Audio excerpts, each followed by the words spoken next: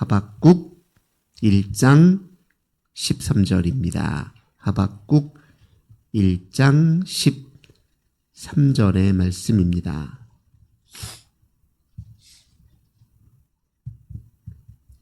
하박국 1장 13절의 말씀은 우리 한 목소리로 함께 봉독합니다. 주께서는 눈이 정결하심으로 악을 참아 보지 못하시며 패역을 참아 보지 못하시거늘 어찌하여 거짓된 자들을 방관하시며 악인이 자기보다 의로운 사람을 삼키는데도 잠잠하시나이까. 아멘. 오늘도 우리 주님과 함께 이 복된 날 시작하시는 우리 모든 성도님들 하나님께서 하늘에 크신 은혜와 평화 가득 부어주시길 주님의 이름으로 간절히 기원합니다. 오늘 본문 말씀 통해서 침묵하시는 하나님, 이런 제목으로 함께 은혜 나누도록 하겠습니다. 오늘 우리가 함께 살펴보고자 하는 이 하박국이라고 하는 이 인물은 이분 어제 우리가 살폈던 나훔과 마찬가지로요, 특별히 이 사람에 대해서 자세한 이력, 또 경력, 또 이 사람의 또 어떤 사람인지에 대한 설명이 없습니다. 이 선지자에 관해서 하나님께서 특별히 그들의 이력보다 중요한 것은 그들이 하나님을 향해 가지고 있는 신뢰의 마음, 또 주님의 말씀 앞에 또 온전히 그걸 받아들이고 수용하고 그대로 그 말씀을 대언하려고 하는 그들의 그 믿음의 행적이 중요한 것이지 그들의 이력이 중요한 것이 아니다. 어제도 말씀드렸지만 이 하박국은 정확하게 어떤 인물이 잘 알려지지 않고 그의 이름의 뜻도 어떤 지명의 이름 같은데 정확하게는 무엇인지 알려지지 않습니다. 근데 이 하박국 선지자가 다른 선지자들과는 조금 다른 특이점이 한 가지가 있습니다. 그건 무엇이냐면 대개 이제 선지자들은 하나님께 어느 날 붙잡혀서 하나님이 그에게 말씀을 이제 주시는데, 근데 하박국 선지자 같은 경우에는 하나님의 말씀을 기다리고 있었어요. 자기가 이 시대 현실과 상황을 보니까 이해가 되지 않는 측면이 있다는 거예요. 근데 모든 역사 현실 이면에 하나님의 주권적 통치가 반드시 있을 텐데 과연 내가 지금 직면하고 있는 이 시대 상황은 도대체 하나님이 무슨 의도와 뜻을 가지고 있길래 왜 세상이 여전히 이러한가라고 하는 큰 의문을 갖고 있었고, 그 의문은 오직 하나님께서 말씀해 주셔야, 답해 주셔야 알 수 있는 것이다. 그래서 하나님 말씀을 간절히 기다리고 먼저 그 말씀을 듣기 위해서 애타게 기도했던 선지자예요. 그래서 애타게 기다리는 선지자에게 하나님이 말씀하시는 형식으로 그가 부름을 받고 또 들은 말씀을 기초로 선포를 했던 것입니다. 그러니까 이는 이런 점에서 특이점이 있었던 거죠. 말씀을 받기 전에 먼저 기다리고 있었어요. 그것도 간절한 심정으로. 그럼 하박국 선지자가 처해 있던 그 시대 상황은 어떤 상황이었느냐?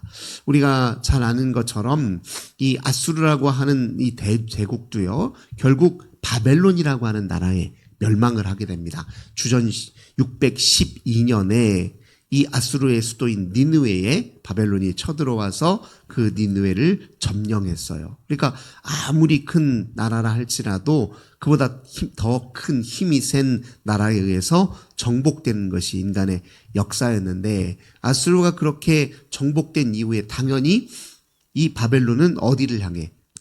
남쪽을 향해서 그 세력을 뻗어 오려고 하겠지요.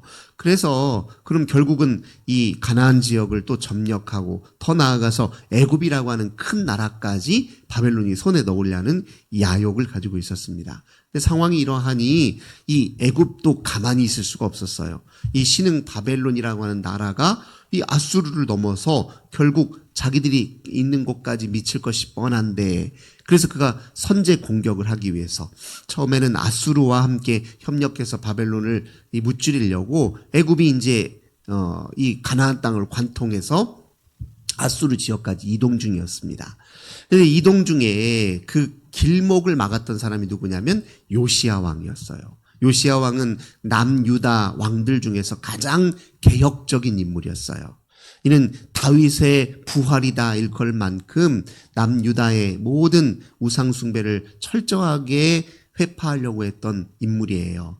또 성전에서 발견했던 율법책, 특별히 신명기라고 추정되는데 그 신명기의 말씀을 따라서 유다를 다시 하나님의 백성 공동체로 세우기에 애썼던 왕인데, 아니 애굽이 지금 가나안 땅을 관통해서 악수르하고 협력해서 바벨론을 제압하려고 하는 그런 길목을 차단해 가지고 이 애굽과 전투를 벌이다가 그만 갑자기 죽고 말아요, 요시야 왕이. 이게 요시야 왕은 왜 애굽을 이제 길목을 딱 가로막았느냐? 애굽이 만약에 이 전투에서 승리를 하고 나면 틀림없이 남유다를 자기들이 속국으로 만들 것이라는 걸 예측했기 때문에 그래요. 그래서 요시야 왕이 갑자기 죽고 나서 바로 그 아들 여호아하스라고 하는 왕이 왕위에 올랐지만 애굽이 그냥 내버려둘 리가 없죠. 여호아하스 왕을 폐위시켜서 포로 끌려가고 그 다음 왕이 세워진 왕이 바로 여호야김 왕이에요. 처음에는 이 애굽의 패권에 눌려서 애굽을 주군으로 섬기다가, 그런데 이제 결정적인 순간에 애굽이 바벨론에게 큰 전투에서 지고 말아요. 애굽이 아수르 인근에 있는 갈그미스라고 하는 지역에서 바벨론 군대와 만납니다. 이 바벨론 군대에게 이때 패배를 해요. 그게 유명한 갈그미스 전투라고 얘기합니다. 주전 605년에 있었던 큰 전쟁이에요. 이 전쟁에 이제 지고 나서 애굽은 정말 이제 꼬리를 내리고 후퇴를 하고 바벨론은 이제 남쪽을 향해 더 내려오기 시작했던 거예요. 그래서 바벨론의 유다의 1차 침공은 주전 605년입니다. 이 갈그미스 전투에서 애굽을 무찌른 바벨론이 그 틈을 타고 남유다까지 더 확장해 내려와서 여호야김의 통치하던 그때에 이 1차 침공으로 들어왔던 거예요. 시대적 상황이 이런 상황이었습니다. 요시야 왕을 대신해서 여호아하스는 끌려가고 바로 여호야김 왕위에 오르긴 했지만, 그렇게 지금 큰 나라들이 위태로운 그 패권 전쟁 속에 있는 틈에서 여호야김은 중심을 바로 잡아도 현찬을 파네. 그는 요시야 왕과는 다른 길을 걸었어요. 여호와 하나님을 철저하게 의지하지 않았다는 거예요. 하나님을 온전히 신뢰하고 주님의 주권적 통치를 인정하기는커녕 어떻게 지금 이 위기를 넘을 것인가? 누구에게 의지해서, 누구에게 지금 이 순간 내 힘을 의탁해서 살아남을 것인가? 여기에만 신경을 쓰고 하나님의 선한 통치에 따라 백성들을 잘 보호할 생각은 없었던 악한 왕이었단 말이에요. 근데 이런 시대 상황 속에 하박국 선지자가 가만히 보니까 답답한 현실이에요. 아니, 하나님 도대체 언제까지 이렇게 침묵하시고 언제까지 이런 상황을 내버려 두시려나? 아니, 어떻게 지금 저렇게 여호야김 왕이 악하게 언제 어떤 일이 벌어질지 모르는 상황에 여호야김은 중심을 못 잡고 저리 흔들리고 악한 통치를 이루고 있고, 도리어 의롭고 신실한 신앙인들을 향해서 오히려 박해나고 앉아 있으니 하나님 언제까지 이렇게 하시렵니까? 이런 물음으로 하나님 앞에 기도를 했다는 것입니다. 특별히 이제 1장 2절 3절 4절 한번 보겠습니다. 여호와여, 내가 부르짖어도 주께서 듣지 아니하시니 어느 때까지리까? 내가 강포로 말미암아 외쳐도 주께서 구원하지 아니하시나이다. 어찌하여 내게 죄악을 보게 하시며 패역을 눈으로 보게 하시나이까? 겁탈과 강포가 내 앞에 있고 변론과 분쟁이 일어났나이다. 이러므로 율법이 해이하고 정의가 전혀 시행되지 못하오니 이는 악인이 의를 에워쌌으므로 정의가 굽게 행하여 짐이니이다. 그래서 답답한 현실에 하나님 언제까지 이런 상황을 그저 두고 보고 계시겠습니까? 이렇게 물었단 말이에요. 하박국이 느끼기에 하나님은 침묵하시는 것 같아요. 우리도 인생을 살다가 하나님 침묵하시는 것 같다라는 순간이 있죠. 답답하죠. 우리 보기에는 너무너무 답답하고 내 뜻대로 제대로 내 의도대로 전개되지 않는 내 삶의 현실을 보고 답답한 순간이 있죠. 그때 우리는 하나님이 침묵하시는 것 아닌가 이렇게 의구심을 품을 수 있단 말이에요. 그때 하나님이 하박국 선지자에게 이렇게 응답하십니다. 5절입니다. 여호와께서 이르시되 너희는 여러 나라를 보고 또 보고 놀라고 또 놀랄지어다. 너희의 생전에 내가 한 가지 일을 행할 것이라. 누가 너희에게 말할지라도 너희가 믿지 아니하리라. 보라, 내가 사납고 성급한 백성 곧 땅이 넓은 곳으로 다니며 자기의 소유가 아닌 거처들을 점령하는 갈대아 사람을 일으켰나니 그들은 두려워 무서우며 당당함과 위엄이 자기들에게서 나오며 그들의 군마는 표범보다 빠르고 저녁 이리보다 사나우며 그들의 마병은 먼 곳에서부터 빨리 달려오는 마병이라. 이런 악한 현실 내가 그대로 버려두지 않을 것이고 이미 오래전부터 준비한 갈대아, 바벨론을 뜻해요. 바벨론을 내가 심판의 도구로 쓸 것이다라고 하박국에게 지금 얘기하는 것입니다. 이미 하나님은 므낫세 왕 통치 때부터, 즉 히스기야 왕이 죽고 그 다음 왕이 므낫세 왕이었단 말이에요. 이 므낫세 왕이 북이스라엘의 아합처럼 남유다를 우상숭배로 그냥 노골적으로 일으켰던 왕이었는데 그때 하나님이 이미 예고하셨어요. 므낫세에게 심판을 선고하시면서 하나님이 그런 남유다 현실을 그냥 두지 않겠다고 얘기하신 것처럼 지금 이제 이 바벨론이라는 나라가 하나님이 심판의 도구로 좀 쓰시겠다고 얘기하는 겁니다. 그 얘기를 들으니까 하박국이 또 다른 한편으로 이제 답답한 마음이 드는 거예요. 자, 12절 보겠습니다. 선지자가 이르되 여호와 나의 하나님 나의 거룩한 이시여 주께서는 만세 전부터 계시지 아니하이까 우리가 사망에 이르지 아니하리다. 여호와의 주께서 심판하시기 위하여 그들을 두셨나이다. 반석이시여 주께서 경계하기 위하여 그들을 세우셨나이다. 주께서는 눈이 정결하심으로 악을 참아 보지 못하시며 패역을 참아 보지 못하시거늘 어찌하여 거짓된 자들을 방관하시며 악인이 자기보다 의로운 사람을 삼키는데도 잠잠하시나이까. 그 이야기를 이제 가만히 듣고 나서 보니까 하박국 선지자가 다른 한편으로 어떤 마음이 드냐면 아니 바벨론도 똑같이 악인 아닙니까? 이런 생각이 들어요. 아니 하나님 악인으로 악인을 심판한다는 게 이제 하박국 입장에서는 잘 이해가 되지 않는 것이죠. 그 이도 악이고 저도 악인데 하나님 어떻게 악한 이들을 통해서 하나님이 하시는 일이 또 이해가 안 가는 거예요. 그래서 그렇게 질문을 던졌을 때 여호와께서 2장입니다. 2장 이렇게 얘기합니다. 특별히 3절 보겠습니다. 이 묵시는 정한 때가 있나니 그 종말이 속히 이르겠고 결코 거짓되지 아니하리라. 비록 더딜지라도 기다리라. 지태지지 않고 반드시 응하리라.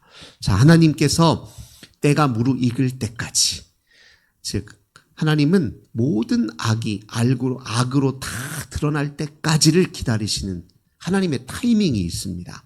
왜 하나님이 잠잠하게 계시느냐? 사실은 이 하나님의 잠잠함은요, 선악, 하나님의 편에 있는 사람과 또 하나님을 거스르는 사람들이 그 실체를 다 드러낼 때까지 기다리시는 거예요. 그렇죠? 우리 예수님께서 적절한 비유를 한번 하신 적이 있는데요.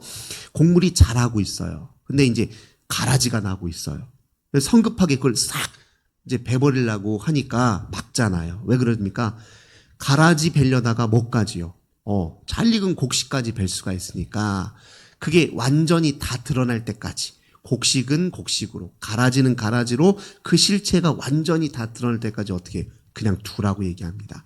하나님이 침묵하시는 것 같고 잠잠하시는 것 같고 또 악이 회갱하는 것 같고 또 때로는 하나님이 왜 저렇게 악을 방관하실까 싶은 그 순간에 하나님이 하시는 작업은 무엇입니까?